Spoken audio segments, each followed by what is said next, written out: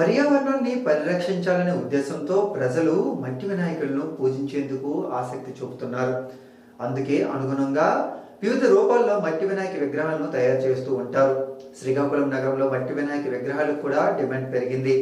ప్రజలు మట్టి వినాయకులను పూజించేందుకు ఆసక్తి చూపిస్తుండటంతో తయారీదారులు వివిధ రూపాల్లో మట్టి విగ్రహాలను తయారు చేస్తున్నారు. అయితే వీటన్నింటికి భిన్నంగా ఆలోచన చేశాడు సిక్కులకు చెందిన ఓ యువకుడు.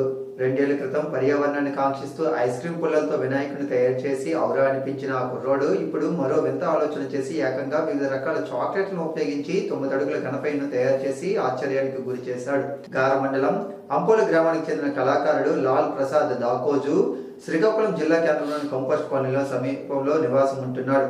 ఈ కుర్రాడికి సినిమా రంగంపై అమితమైన ఆసక్తి కలిగి ఆర్ట్ డైరెక్షన్ డిపార్ట్మెంట్లో అసిస్టెంట్ ఆర్ట్ డైరెక్టర్గా పలు సినిమాలకు పనిచేశాడు. ఈ నేపథ్యంలో ఇతను ప్రతిమను గుర్తించిన అంపోల గ్రామస్తులు వినాయక చవితిని పురస్కరించుకొని పర్యావరణాన్ని కాంక్షిస్తూ వినాయక ప్రతిమను తయారు చేయమని అడగగా దీంతో లాల్ ప్రసాద్ ఏకంగా 38 కేజీల చాక్లెట్లతో 9 అడుగుల గణపతి విగ్రహాన్ని తయారు చేశాడు.